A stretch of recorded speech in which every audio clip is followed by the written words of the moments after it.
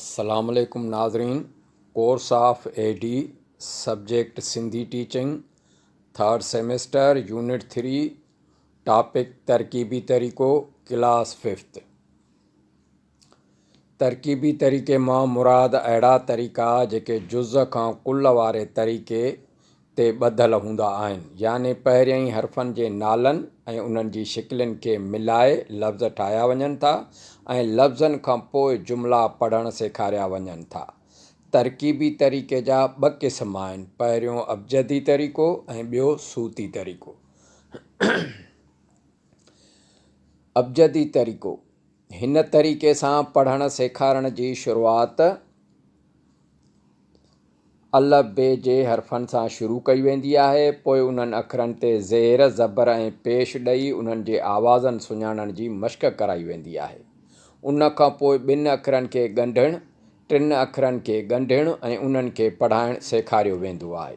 बार बार हिजे कराए वेंदी आहे।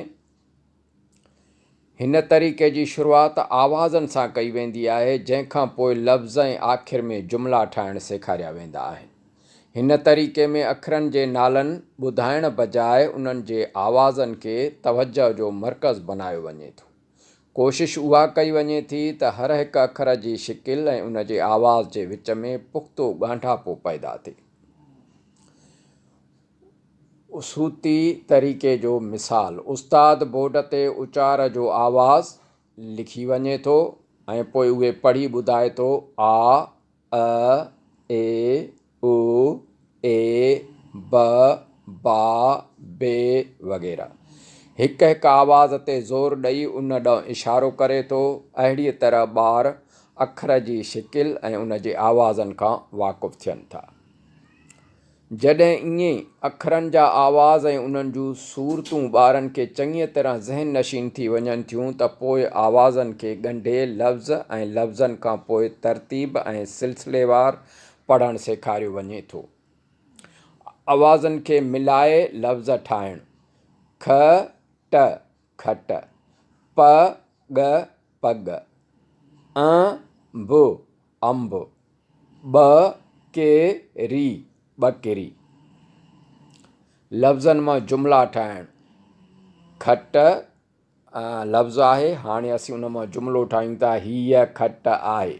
पग लफ़्ज़ आहे, हीअ पग आहे। बकरी, हीअ बकरी आहे।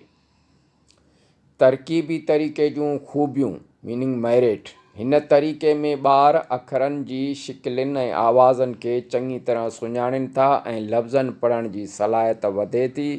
ॿारनि में उचार ऐं हिजे जी ॼाण काफ़ी मज़बूत थिए थी। पढ़णु सिखण सां गॾु हू लिखणु बि सिखनि था। हीउ तरीक़ो आसान, सवलो, सादो ऐं घटि ख़र्च वारो हूंदो आहे।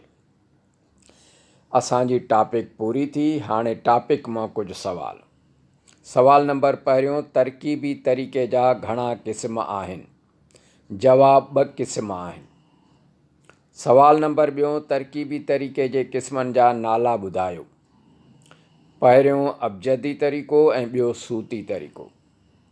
सवाल नंबर टियों, अबजदी तरीक़े जी हरफ़नि सां कई वेंदी आहे, डैश हरफ़नि सां कई वेंदी आहे। जवाब, अलफ़ बे। सवाल नंबर चौथों, ख़ाल भरियो, सूती तरीक़े में पढ़ाइण जी शुरूआति डैश सां कई वेंदी आहे। जवाब, आवाज़नि सां। सवाल नंबर 5, कहिड़े तरीक़े में शुरूआति आवाज़नि सां कई वेंदी आहे, जंहिंखां पोइ लफ़्ज़ ऐं आख़िर में जुमिला ठाहिणु सेखारिया वेंदा आहिनि। जवाब, सूती तरीक़ो। सवाल नंबर 6, ख़ाल भरियो, डैश तरीक़े मां मुराद अहिड़ा तरीक़ा जेके जुज़ खां कुल वारे तरीक़े ते कारबंद आहिनि।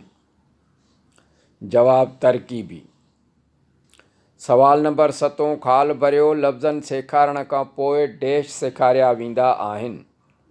जवाब, जुमिला। सवाल नंबर 8, अलफ़ बे सेखारण खां पोइ डैश, डैश ऐं डैश जी सुञाणप कराई वेंदी आहे। जवाब, ज़ेर, ज़बर ऐं पेश जी।